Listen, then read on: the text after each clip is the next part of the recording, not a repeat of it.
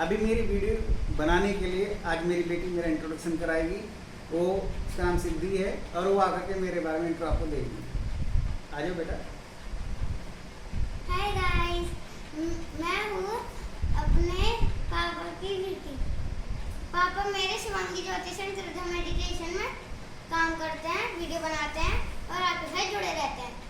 आप मेरे पापा को खूब लाइक सब्सक्राइब किए और कमेंट कीजिए कि आप बहुत अच्छी वीडियोस बनाते हैं, बहुत अच्छी वीडियोस बनाते हैं कि इतनी अच्छी कि हम गहराई में चले जाएंगे भी। अब आप शुरू कर दो। मैं प्राणप्रकाश शर्मा मेरठ से ज्योतिषविद ज्योतिष का कार्य करता हूँ और ये कार्य मेरा खानदानी कार्य है। मैं अपनी पीढ़ी में तीसरा शख्स हूँ जो ये काम करता हुआ आ रहा हूँ। आज मैं बात करूँगा विपरीत राजभंग योग के बारे में। विपरीत राजभंग योग क्या होता है, जो कि नाम से ही क्लियर होता है।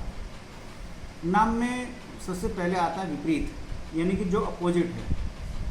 और अपोजिट क्या है? दूसरा शब्द आता है राज, यानी कि कोई राजा के जैसा योग बनने वाला है।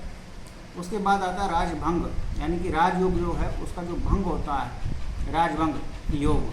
विपरीत राजभंग योग, इसका मतलब ये है कि कोई राजयोग है और वो भंग हो रहा है और उसका अपोजिट आप कर दीजिए, यानी कि फिर राजयोग का फल मिलेगा। अर्थात राजयोग है, फिर वो भंग हो रहा है, फिर उसका अपोजिट कर दीजिए तो आपको राजयोग का फल प्राप्त होगा।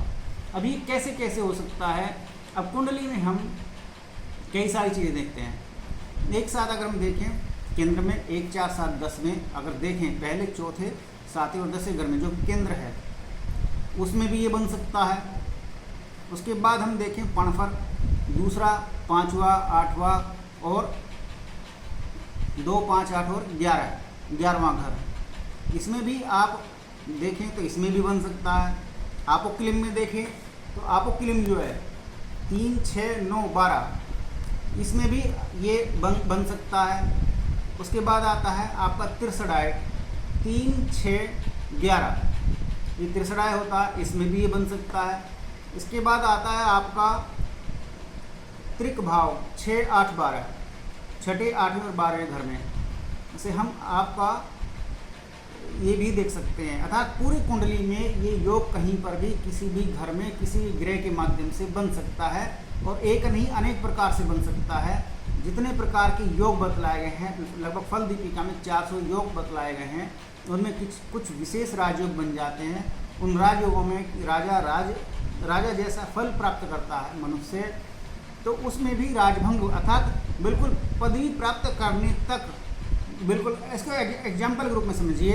एग्जाम्पल ये है कि भगवान श्री रामचंद्र का राज तिलक होने वाला था, उससे जस्ट एक दिन पहले कहानी उल्टी हो गई। वो उल्टी कहानी क्या हुई कि कैकेयी कोप भवन में जाकर के लेट गई और राजा दशरथ से उसने अपने वर मांगे और अगले दिन सुबह को जो राज तिलक होना था वहाँ कहानी उल्टी हो गई। राजयोग जो हो रहा था, जो घटित हो रहा था कि भगवान श्री राम राजा बनेंगे, वो वन को चल दिए, अर्थात राजयोग भंग हो गया। तो अर्थात इसी तरह से बिल्कुल ऐसे ही विपरीत राजभंग योग अपना फल प्रदान करता है और बिल्कुल ऐसे फल प्रदान करता है कि बिल्कुल एंड टाइम पर के आकर के किसी को कोई फल मिलना है और वो फल नष्ट हो जाता है, तो ये विपरीत राजभंग योग कहलाता है। लेकिन चूंकि विपरीत शब्द लगा हुआ है, राजभंग योग हो गया, तो उसका अपोजिट करेंगे तो फिर राजयोग फिर मिलेगा। वो कब मिला? भगवान श्याम को बहुत लंबे समय बाद जाकर के मिला, चूँकि राजयोग था इसलिए मिला। इसी तरह से जब हम कुंडली में देखते हैं कि हमें राजयोग तो दिखलाई दे रहा है, राजयोग कैसे और किस रूप में और किस प्रकार से फल प्रदान करेगा। ज़्यादातर लोगों की जो सोच है, जो लोगों की मंशा है या जो लोगों ने आधा अधूरा ज्ञान प्राप्त किया है, वो यही है कि आपका बस गवर्नमेंट जॉब लग जाए ये राजयोग में गिना जाता है, जबकि ऐसा नहीं है। राजयोग में पहला घर, चौथा घर, 7वां घर और 10वां घर, इन घरों में बनने वाले राजयोग अलग अलग प्रकार के फल प्रदान करते हैं। मान लीजिए मैं एक एग्जाम्पल के रूप में लेता हूँ, उदाहरण के रूप में लेता हूँ। पहले घर में राजयोग बनता है। पहला घर शरीर का, मन का, बुद्धि का, शरीर की सुंदरता का, पत्नी की प्राप्ति का या कहीं से अच्छे प्रकार से धन आने का संयोग निर्मित करता है, लेकिन इसमें गवर्नमेंट जॉब का नहीं आता। अब दूसरे घर से दूसरा राजयोग जो आता है वो चौथे घर से लेते हैं। चौथे घर में जब राजयोग निर्मित होता है तो वहाँ से संपत्ति प्राप्त होती है। पहले घर से संपत्ति प्राप्त नहीं होगी, संपत्ति दूसरे घर से प्राप्त होगी। संपत्ति कुछ भी हो सकती है, आप कार भी ले सकते हैं, व्हीकल भी ले सकते हैं, आप कोई मकान भी ले सकते हैं, आपको दहेज में कुछ और भी मिल सकता है, वो भी संपत्ति होगी। और ज़्यादातर यहाँ से जो राजयोग निर्मित होता है विवाह का और दूसरे विवाह का, खासतौर से दूसरे विवाह का राजयोग यहाँ से निर्मित होता है। अब सातवें घर की बात करूँ तो सातवें घर में जो राजयोग निर्मित होता है वो राजयोग पत्नी प्रदान करता है, स्त्री का सुख प्रदान करता है। अगर पत्नी नहीं आ रही है, शादी का समय नहीं आया, युवा अवस्था है और राजयोग बन रहा है स्त्री की प्राप्ति का, तो बिना पत्नी के साथ बिना शादी हुए भी अफेयर बन सकते हैं, संबंध बन सकते हैं। ये सातवें घर का राजयोग का फल है। दसम घर जो कि सबसे महत्वपूर्ण है, सबसे ज़्यादा बलवान माना जाता है राजयोगों में, केवल और केवल वहीं से गवर्नमेंट जॉब, क्योंकि राज्य के क्षेत्र का अधिकार 10वें घर से प्राप्त होता है। यहीं से वो फल प्राप्त होता है कि जहां हम गवर्नमेंट जॉब की कैलकुलेशन करते हैं। तो राजयोग में इस प्रकार के फल प्राप्त होते हैं। राजयोग में त्रिकोण की बात करें, पहला घर, पांचवा घर और नौवां घर, तो 1, 5 युगों से भी हमें फल प्राप्त होते हैं जहां गवर्नमेंट जॉब की संभावनाएं बन जाती हैं, जहाँ अच्छी परिस्थितियाँ मिलनी शुरू हो जाती हैं। लेकिन फल प्राप्ति में लग्नेश और दशमेश की व्यवस्था, अगर गवर्नमेंट जॉब की बात करें, उस राजयोग की बात करें, तो वहाँ से फल प्राप्त होगा। अब मैं बात करता हूँ विपरीत राजभंग योग के बारे में। विपरीत राजभंग योग क्या है? ये कैसे भी हो सकता है, कई प्रकार से भी हो सकता है। मान लीजिए एक एग्जाम्पल लीजिए, मेष लगन की जन्मपत्री है। मेष लगन की जन्मपत्री में लग्नेश मंगल कहाँ पर उच्च का होगा? दसम घर में उच्च का हो गया। और 10वें घर का स्वामी शनि, यानी कि मकर राशि का स्वामी, और लगन में आकर के बैठ गया, अर्थात वहाँ वो नीचस्थ हो गया। एक उच्च हो गया, उसका स्वामी नीचस्थ हो गया, ये विपरीत राजभंग योग है। इसको इस तरह से भी कह सकते हैं कि ये स्थान परिवर्तन का योग है। और इसी प्रकार से भिन्न भिन्न प्रकार के, कई प्रकार के अलग अलग घरों में योग बन जाएंगे। एक और एग्जाम्पल देता हूँ।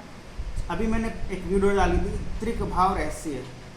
6, 8 और 12 घर के जो स्वामियों का आपस में स्थानांतरण हो जाता है, मान लीजिए 6 का स्वामी 8वें में बैठ गया, या 8वें का स्वामी 12वें में बैठ गया, या ये सब आपस में एक साथ बैठ गए, या इन सब के आपस में ऐसे संबंध बने जो एक उच्च अवस्था प्रदान करते हैं, तो ये भी विपरीत राजभंग योग है।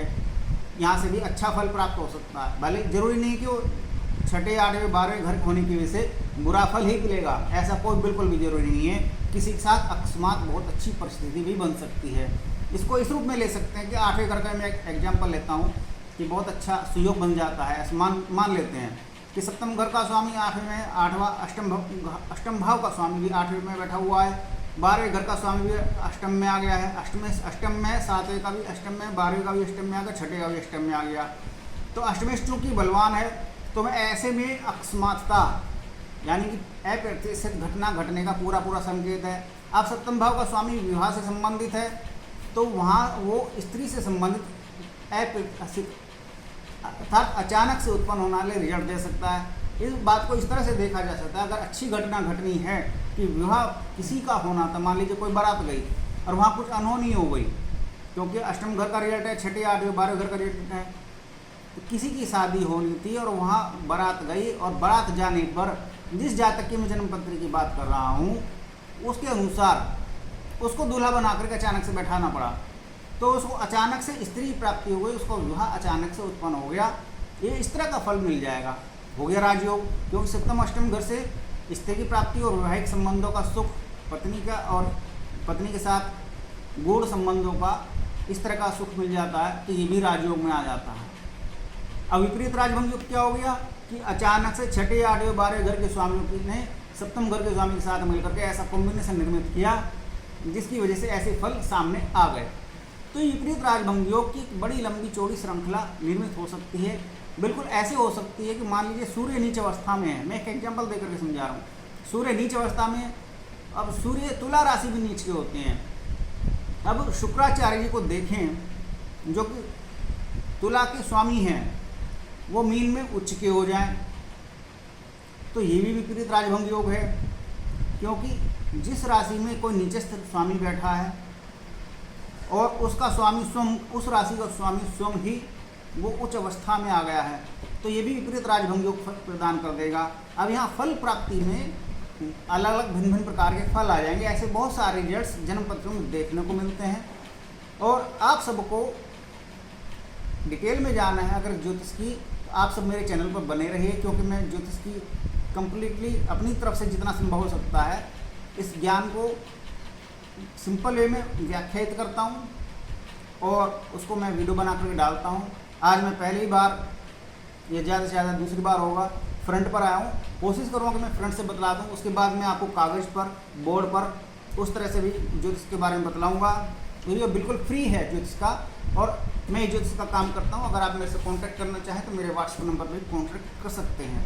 किसी के साथ अगर लंबी कोई समस्या परेशानी चल रही है तो उन सबका वास्तव में स्वागत है। यदि वो पालन करते हैं किसी भी उपाय का तो उनको निश्चित रूप से लाभ मिलेगा, ये मैं विश्वास दिलाता हूँ। धन्यवाद।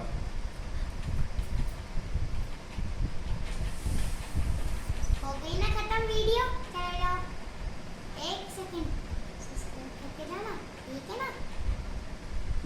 नहीं, बंद करो।